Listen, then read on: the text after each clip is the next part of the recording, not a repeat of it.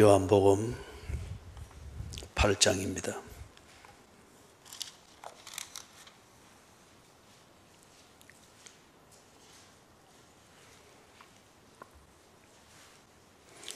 요한복음 8장 12절 한 절 같이 읽습니다. 예수께서 또 말씀하여 이르시되 나는 세상의 빛이라. 나를 따르는 자는 어둠에 다니지 아니하고 생명의 빛을 얻으리라. 아멘.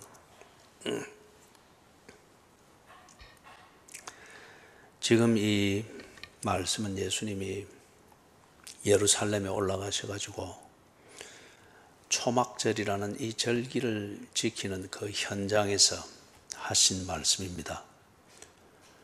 초막절은 유대인들이 지키던 중요한 3대 절기 중에 하나입니다. 그래서 이 초막절 절기를 지키기 위해서 유대인 남자들은 의무적으로 1년에 한 번은 가야 됩니다.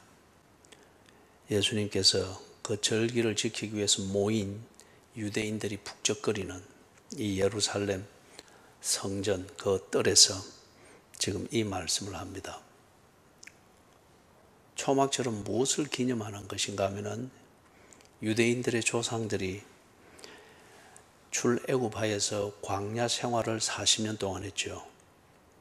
광야는 길을 알고 인도하는 자가 없으면은 그것은 걸어가면서 죽는 무덤입니다. 광야에서 어느 방향으로 가야 되는지, 어느 길로 가야 되는지 이것을 아는 인도자가 인도해 줄 때 그 광야는 길이 되기도 합니다.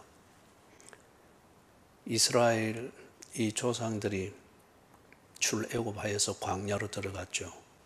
출애굽하는 것도 하나님의 인도하심이었고 홍해를 건너게 됐던 것도 홍해 밑에 길을 알고 있는 하나님의 인도하심이었고, 그리고 광야를 들어간 것도 약속의 땅에 이르는 그 길을 아시는 하나님이 그들을 광야로 인도했습니다. 그리고 40년 동안 광야를 지나갔지만은 그들은 죽지 아니했습니다. 그리고 단단한 민족으로 뭉쳐지면서 젖과 꿀이 흐르는 땅에서 한 국가를 세울 수 있는 그런 민족 공동체로, 그리고 신앙 공동체로 준비가 되는 여정이었습니다. 하나님께서 그들을 인도한다고 하는 것을 그 백성들이 분명히 알 수 있도록 하나님께서 광야에서 언제나 구름 기둥, 낮에는 구름 기둥, 밤에는 불 기둥, 이것을 보게 하셨습니다. 그리고 이 구름 기둥과 불 기둥으로 하나님이 인도하고 있다고 하는 것을 알게 하시는 것은 그들을 하나님이 근본적으로 인도한다고 하는 걸 알 수 있도록 주신 하나님의 말씀, 그것을 믿게 하게 하시는 정표였습니다. 그래서 하나님이 그들의 빛이었습니다. 빛은 길을 보게 하는 것이지 않습니까? 빛의 가치는 길을 보게 하는 데 있습니다. 그렇기 때문에 하나님이 그들의 빛이었습니다. 애굽에서 노예살이를 하지만은 광야보다는 잘 먹었습니다. 광야보다는 향락적으로 살 수 있는 기회와 문화적 조건이 애굽에 있었습니다. 그렇지만은 그게 그들로 하여금 살게 하는 빛은 아니었습니다. 광야의 생활이 어떻게 보면 척박하지만은, 그러나 그 척박한 생활을 거쳐 나갈 만한 가치가 있었습니다. 하나님께서 그들에게 길을 보여주며 그 광야의 생활을 거쳐 지나가는 것이 약속의 땅에 이르는 그 과정이다 하는 것을 알게 하셨기 때문입니다. 이것을 그들이 기념하는 겁니다. 하나님이 빛이 되어서 우리가 가야 할 길을 밝혀주시고 그 길을 갈 수 있도록 만나 그것으로 상징되어지듯 먹여주시고 에너지를 주셔서 약속의 땅에 이르게 하셨다. 그 하나님이 우리의 하나님이고 그 하나님이 오늘도 우리를 그렇게 인도하신다. 우리는 절대적으로 하나님을 의지하시는 빛이신 하나님을 신뢰하고 그분과 동행하는 것을 통해서 오늘도 살아갈 것이다. 이것을 한편은 기념하고 한편 오늘을 위해서 믿는 근거를 새기는 그 절기가 초막절입니다.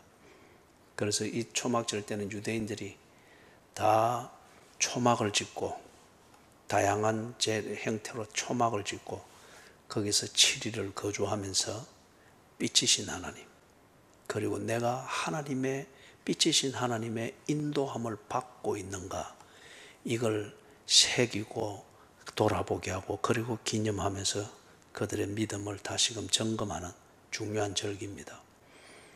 그래서 이 초막절 기간 동안에는 성전 뜰에, 성전 마당에 큰 횃불을 피워 놓습니다. 그리고 이 절정은 마지막 날에 큰 횃불을 밝혀서, 그러면 이 빛이 성전 뜰에서 타오르면서 그 주변을 환히 밝히는 거예요.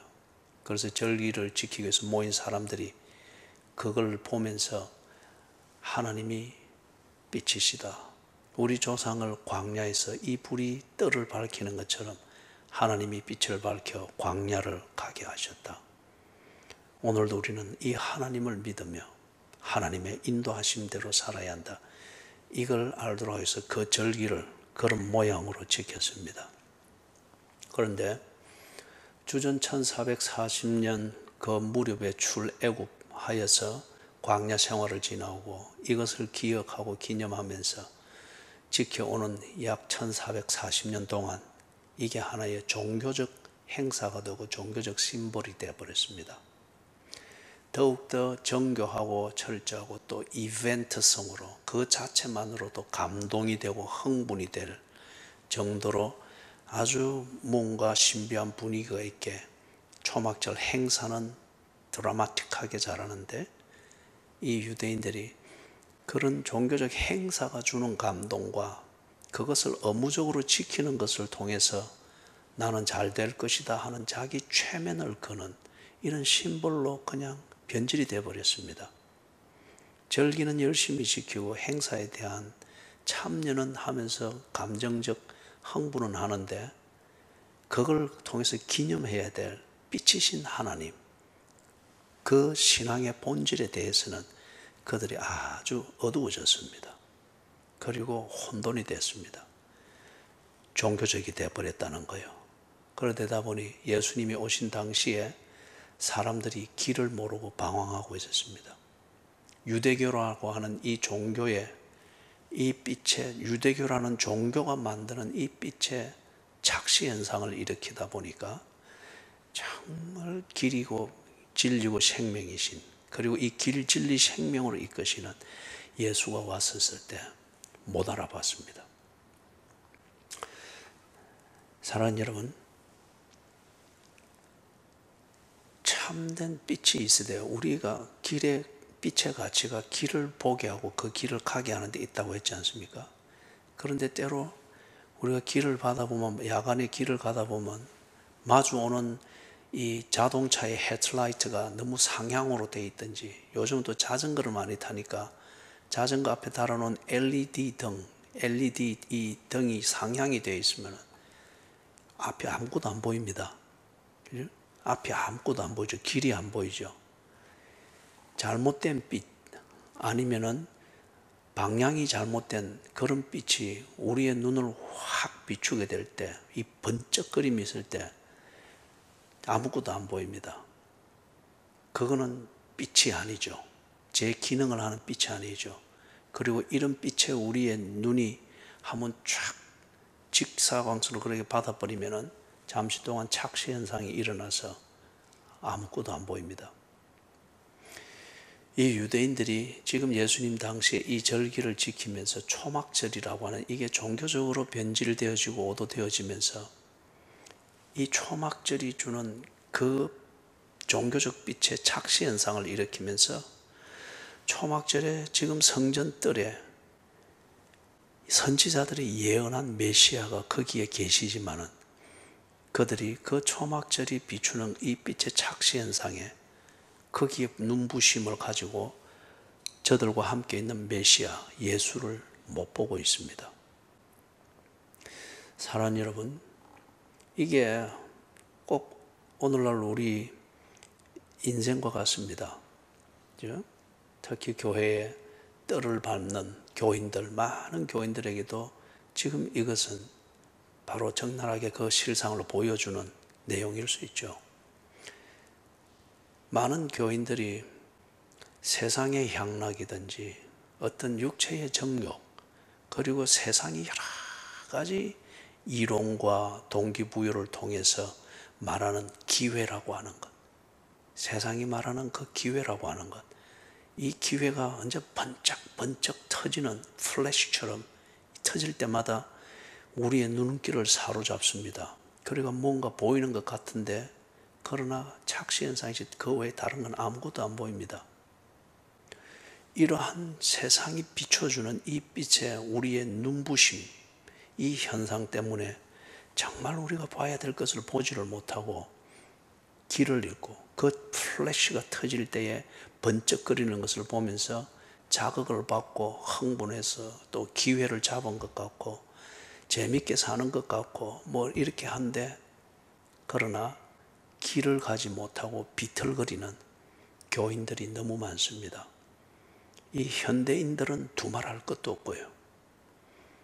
향락의 빛, 육체의 정욕의 빛, 막연합니다. 그러나 기회라고 하는 이름으로는 플래시가 터지는 듯한 이런 빛에 아주 흥분하고 바쁘고 뭔가 많이 하는 것 같고 그래야만 될 것 같다고 하는 착시 현상으로 헤매고 있을 뿐이지, 길을 모르는 채 광야에서 뭔가 금광을 캐듯 헤매고 있는 이런 현대인들의 모습, 그리고 그런 빛 아래에서 똑같은 그런 착시 현상으로 애를 쓰면서 살아가는데, 거기에 한 가지 더한 게 있다면 기독교라고 하는 이 문화야 또는 종교적 신비감의 옷을 입은 교회 안의 교인들이 부지기수로 많다는 겁니다.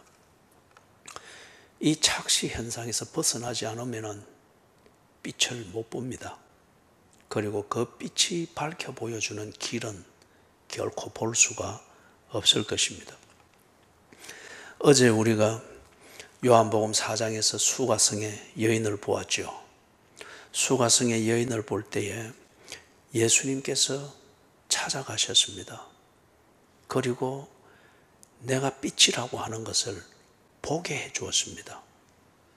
그러나 이 여인은 자기가 살아오던 방식, 익숙한 방식, 그리고 자기 자신이 기대고 있는 어떤 전통적이거나 그 사회가 만든 어떤 그 경향, 그런 분위기, 흘러가는 그 흐름, 그것에 익숙해 있고 그걸 싫어하지만 그것을 벗어나는 것은 곧 잘못된 것이다, 실패다, 패배다, 싫어하면서도 그걸 믿고 있는 거예요. 이 착시 현상 때문에, 강한 착시 현상 때문에 찾아온 예수를 보지 못했습니다. 그리고 길을 비춰주는데도 그 길을 보는 것을 거부하기도 하고 체질처럼 그것을 보지를 못했습니다. 자, 우리 요한복음 4장 10절 확인하십시다. 요한복음 4장 10절 같이 읽습니다. 예수께서 대답하여 이르시되 네가 만일 하나님의 선물과 또 네게 물 좀 달라 하는 이가 누구인 줄 알았더라면 네가 그에게 구하였을 것이요 그가 생수를 네게 주었으리라. 이 착시 현상에 사로잡혀 있는 이 여자에게 예수님은 지금 빛을 비춰주면서 이 빛이 비추는 길을 보라고 지금 말씀을 하고 있는 거예요. 그 다음에 14절 같이 읽습니다.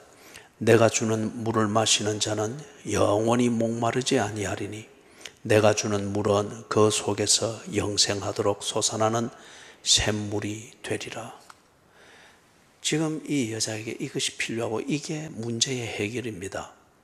그런데 수가성의 여자는 이것을 거부합니다. 거부하는 게 자기의 논리로 거부한다기보다 체질로 거부합니다. 다른 빛의 플래시 현상 때문에 그 빛이 눈의 잔상에 남아있는 허연 이 잔상이 머물러 있는 동안 지는 빛 가운데 있다라고 착각을 하고 있는 거죠. 그러나 그 착시 현상은 어떤 것도 보지 못하도록 만들고 있는 이걸 모릅니다.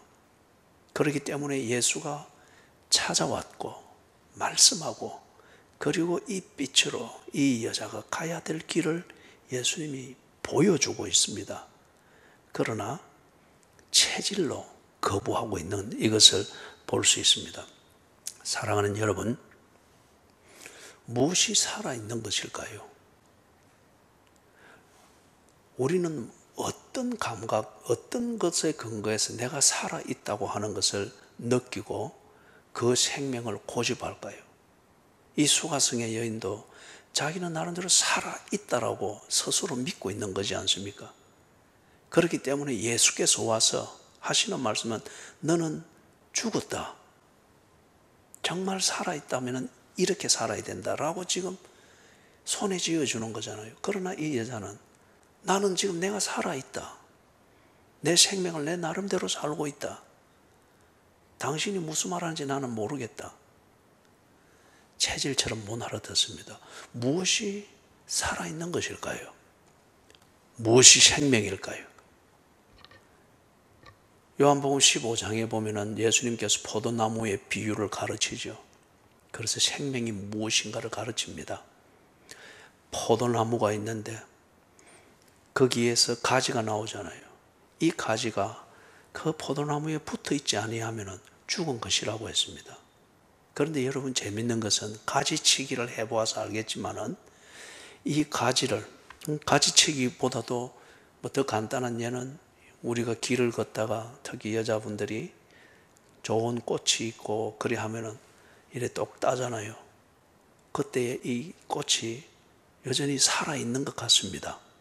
그래서 집에 가져와서 물병에 담아두고 며칠은 여전히 꽃의 향기가 납니다. 그러나 얼마 있지 않으면 시들어서 죽게 되죠.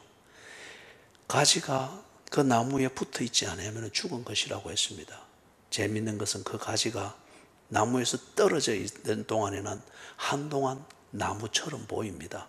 여전히 푸르고 여전히 거기에 나무 속에 접이 있고 그렇습니다. 보다 쉬운 예는 여러분 산낙지 좋아하시는 분들은 아주 좋아하죠. 이 산낙지를 생으로 먹는 거, 참기름에 찍어서 생으로 먹는 걸 사람들이 좋아하잖아요. 그래서 칼로 쫙 썰어서 접시에 참기름 뿌려서 담아오면은 이 잔잔하게 쪼개진 이 낙지 다리가 다 움직이잖아요. 그죠? 여러분, 그게 살았습니까? 그거는 살은 게 아니죠. 낙지의 생명의 잔상입니다. 낙지의 생명의 잔상이죠. 낙지 다리에, 낙지 발에 그렇게 남아있는 그 생명의 잔상이죠. 그리고 좀 시간이 지나면 아무 움직임이 없습니다. 가지가 나무에서 떨어지면 여전히 살아있는 것 같으나 그러나 실제로 그건 죽었습니다. 시간이 조금 지나보면 알죠. 낙지가 칼질을 당한 그 낙지의 다리가 움직이기 때문에 아주 격렬하게 움직이잖아요. 그렇기 때문에 그게 살았느냐? 아니에요. 죽은 것인 줄 우리는 압니다. 그죠? 죽은 것인 줄 압니다. 한 똑똑한 여자분이 아이를 낳았는데 이 아이가 나면서 자폐증인 거예요. 사실 이 자폐증 자녀를 가진 참 그 가정은 우리가 많이 이해를 해야 됩니다. 이 아들을 고쳐보기 위해서 이분이 예수를 진심으로 믿고 난 뒤 참 예수를 잘 믿고 삶을 발견했다 싶었는데 그런데 아이를 낳았는데 자폐증인 거예요. 이게 얼마나 갈등을 일으키겠어요. 예수를 믿습니다. 그러나 이 자폐증 아들을 고쳐보고자 하고 자폐증 아들을 안고 사는 엄마의 인생을 사는 이 면에 있어서는 절대 자기 주도적이었습니다. 아주 똑똑하니까 자폐증에 관한 이 책들이든지 자폐증 아이를 효과적으로 교육시키고 키우는 것에 관련된 서적들은 본인의 말로는 찾을 수 있는 데까지는 다 찾아서 보았다는 거예요. 그래서 이 아이를 정기적으로 의사에게 데려가서 검진하고 처방을 받고 할 때 때로는 보면은 의사보다도 자기가 더 많이 알고 있다는 거예요. 진단하고 처방하는데 보니까 잘못하고 있는 거. 이 엄마가 그냥 그러기를 16년을 그랬답니다. 여러분, 그 16년의 인생이 상상이 됩니까? 하나님께 얼마나 갈등도 하고 얼마나 부르짖기도 하고 하나님을 믿지만은 이 아이를 키우고 아이와 더불어 사는 일상에 대해서는 자기가 주인이지 하나님이 결코 주인이 아니었다는 거예요. 그리고 하나님은 언제나 자기한테 혼나는 존재인 거죠. 왜 내가 이렇게 믿고 이렇게 하는데 하나님이 왜 이렇게 하시느냐? 이걸 고치셔야지. 고쳐주시옵소서. 어떻게 하시옵소서. 아이에 관해서는 자기가 주인이고 하나님은 부리는 종이었다는 거예요. 16년을 그렇게 살았답니다. 그런데 어느 날 큰 깨달음을, 깨우침을 가지고서 자기 표현으로 그래요. 이 아이를 놓았답니다. 아이의 인생을 놓았답니다. 그러니까 자기가 16년이 걸려도 해결이 되기보다는 자기도 꼭 자폐증이 걸린 사람처럼 이렇게 되어지는데 이 큰 깨우침을 가지면서 하나님이 주인이 되셔야 한다. 그리고 이 아이의 주인은 이 엄마가 아니라 하나님이다 하는 이 깨우침을 가지고서 그 깨우침과 더불어서 이 아이에 대한 집착을 놓았다는 거예요. 이게 아이를 포기했다는 것이 아니라 고치는 것은 하나님이시다. 이 아이의 인생을 주관하시는 것도 하나님이시다. 이 아이의 인생을 설계하시는 분도 하나님이시다. 이 깨우침과 함께 그 면에서 놓았다는 거예요. 주도권을 하나님께 넘기는 거죠. 16년이 걸려도 엄마의 정성으로 해결되지 않던 이 16년이 하나님께 딱 넘기고 자기가 놓는 순간에 1초도 안 걸리더라는 거예요. 1초도 안 걸리더라고요. 16년 동안 얼마나 그 정성이 지극했겠어요. 자폐증 아들을 가진 엄마가 가야 될 길을 찾는 몸부림. 자폐증 때문에 앞이 안 보이는, 엄마의 눈에서 볼 때 앞이 안 보이는 이 아들에게 길을 보여주고자 하던 엄마의 몸부림. 그러나 그 16년은 온통 스트레스였고 더욱더 엄마와 아들이 똑같이 병자요 장애인의 광야를 더욱더 헤매고 있는 것밖에 되지 않았는데 주인이 하나님이시다. 이것을 알고 놓는 순간에 1초도 안 걸리더랍니다. 1초도. 몸이 덜컥 나았다 하는 이런 현상적 기적보다도 그분이 강조하는 것은 인생에 가는 길이 보이더라는 거예요. 엄마가 가야 될 길. 정말 이 아들을 위해서 엄마가 해줘야 될 것. 이 아들이 살아가야 될 그 인생. 안타까움만 있었지 아무것도 밝혀주지 못하는 이 엄마가 주도하는 인생이 아니라 하나님이 주도하시는 그 인생. 이게 정리가 되고 보이면서 새로운 관계로서 이 자폐증 아들과 새로운 교제, 새로운 관계, 그다음에 자유한 그 인생. 그분의 아주 중요한 간증이었습니다. 16년 동안 걸린 그 시간인데 하나님의 주도권을 인정하면서 딱 놓으니까 1초도 안 걸리더라는 거예요. 그 말이 무슨 말입니까? 길을 보면은 더 이상 헤매지 않습니다.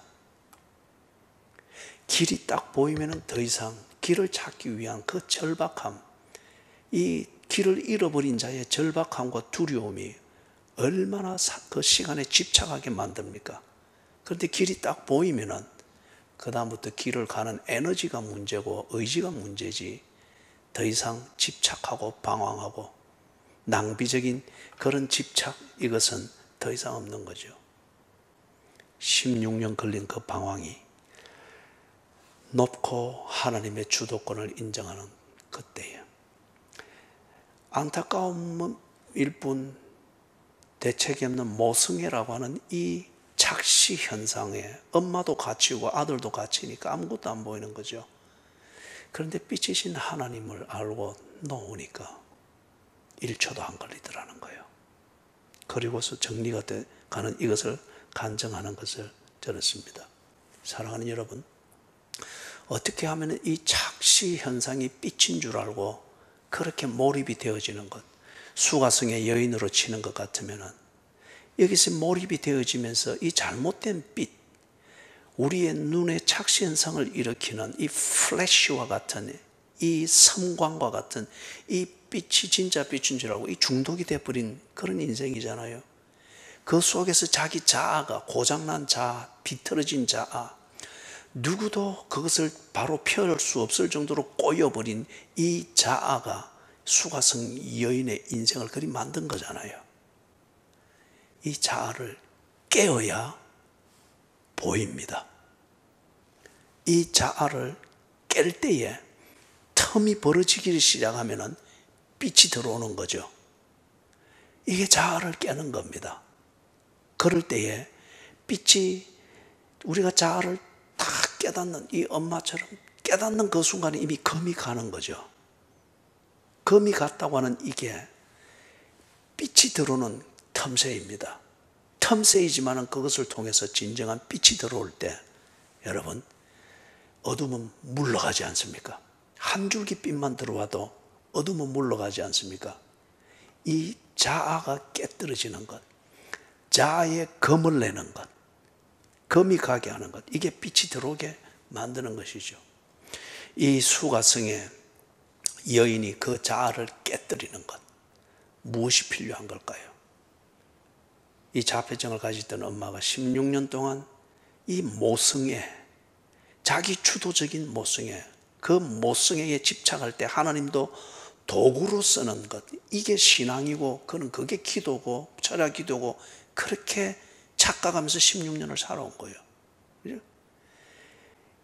이 엄마가 그 자기를 내려놓듯이 이 수가성과 같은 여인과 같은 이 인생이 그 자아를 깨뜨리고 내려놓는 것, 그게 뭔가 겸손입니다. 자기 자아를 깨뜨리는 것이 겸손이죠.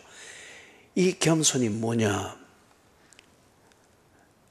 내가 하나님이 아니라고 하는 것을 인정하는 겁니다.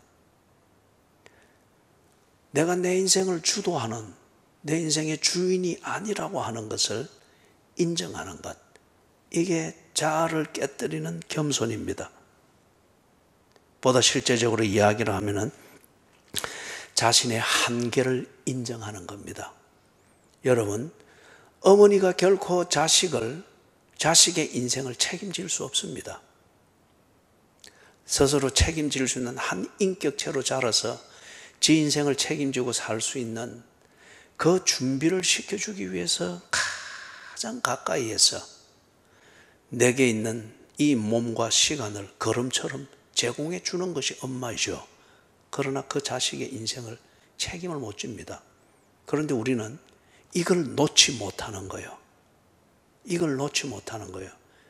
그거는 결과적으로 자식에 대한 엄마 자신의 마음과 그 욕구를 충족시키기 위한 아주 천사 같은 모습으로, 그러나 자기 자아 중심의 착각이요 교만이죠. 그죠? 그렇기 때문에 엄마도 길을 못 보고 그 품속에 갇혀버린 자식도 길을 못 봅니다.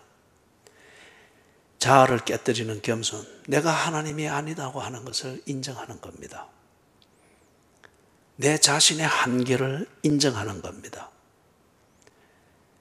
내가 이것을 할 수 있다라고 믿는 신념이 중요하겠으나 한편으로 이 신념이 착시 현상에서 나오는 수가성의 여인과 같은 이런 자기 중심성과 내 체질에 근거한 그 신념이고 그 고집이고 아집일 것 같으면은 내가 이것을 할 수 있다, 내가 자식을 키울 수 있다, 내가 이 자식을 결혼시킬 수 있다, 내 건강은 내가 알아서 할 수 있다, 내가 엄마니까 이걸 해야지, 내가 아버지니까 이걸 해야지.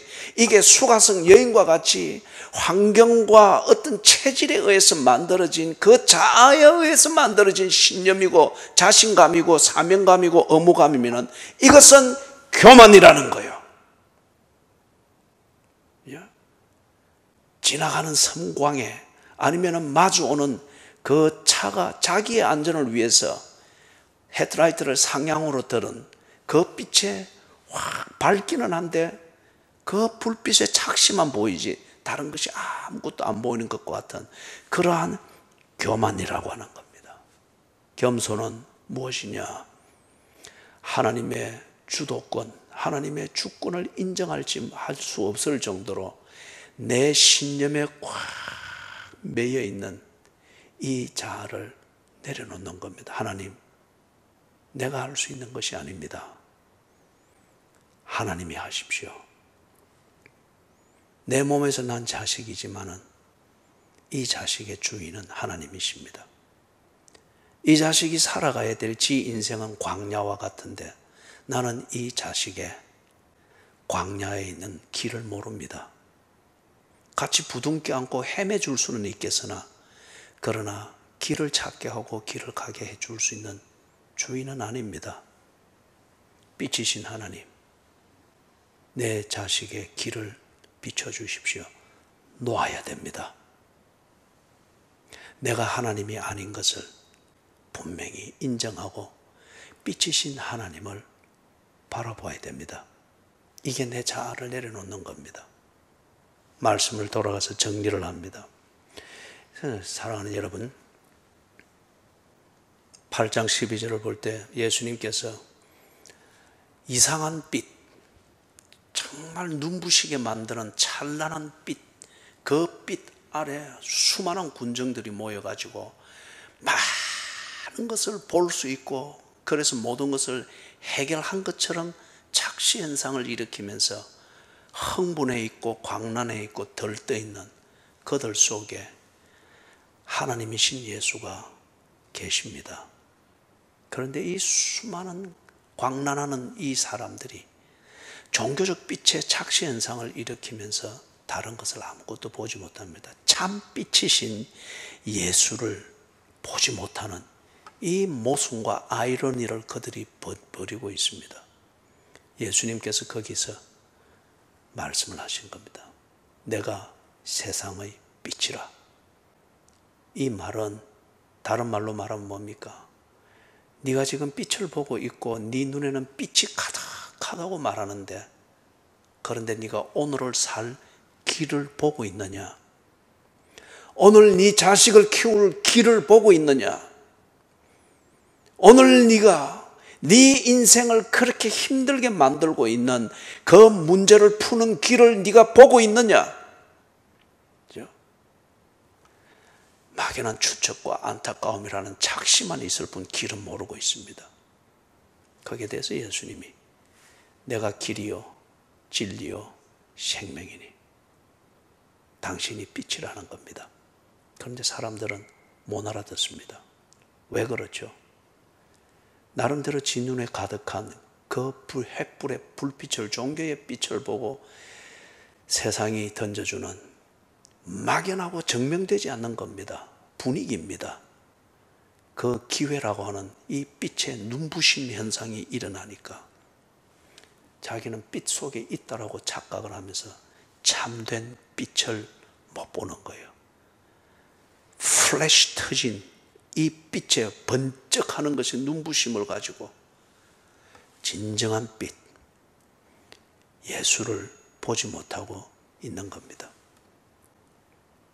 사랑하는 여러분, 빛으로 오신 예수님입니다. 그 예수님을 제대로 볼 때 길이 보일 것입니다. 믿어야 될 진리가 보일 것입니다. 그리고 살아야 될 생명을 보게 될 것입니다. 예수를 보지 못하게 만드는 착시 현상을 일으키게 만드는 그러한 그것에 속고 있는 것이 있다면 이 수가성 여인처럼 체질을 꼬여버리고 시각을 꼬여버리고 우리의 사고방식을 단단히 꼬여버리게 만든 그 이상한 빛들, 그것을 다 내려놓을 수 있기를 바랍니다. 십자가에 못 박이신 예수와 함께 정과 욕을 십자가에 못 박을 수 있기를 바랍니다. 여러분, 그것을 깨우치고 딱 방향만 전환하는 그 정도만 돼도 이게 크랙을 만드는 거잖아요. 검이 딱 가게 만드는 거잖아요. 그러면 여지없이 겉빛은 들어옵니다. 겉빛 한 줄기만 들어와도 수가성 여인의 인생을 지배하고 있던 어둠은 그대로 물러가는 겁니다. 이렇게 우리의 꼬여진 이 자아가 깨어질 수 있기를 바랍니다. 그리고 어쩌면 여전히 내가 몸부림을 치고 있는데 칼질 당한 낙지 발처럼 몸부림치고 있고, 뭐 자식 문제로 몸부림치고, 인생 문제로 몸부림치고, 사업 문제로 몸부림치고, 내 건강 문제로 몸부림치고, 그래서 막 여전히 움직이는 감각을 내가 피드백으로 느끼고 있다고 하는 것으로 살아있는 건 아니잖아요. 칼질 당한 낙지 발입니다. 그죠? 그렇게 그것으로 생명으로 착각하고 있는 우리 자아를 내려놓아야 됩니다. 아, 하나님, 이게 생명이 아니군요. 생명이신 하나님, 내게 오시옵소서. 크랙, 겁만 가게 해도 그 빛은 확 들어옵니다. 그죠? 길이요, 진리요, 생명이신 예수 그리스도, 그분을 보시게 되기를 바랍니다. 그리고 방황하는 길에서 착시 현상을 일으키는 그 착각에서 벗어나서 우리가 함께 사는 길로 함께 동행하여 가게 될 수 있기를 주님의 이름으로 축원합니다. 아멘.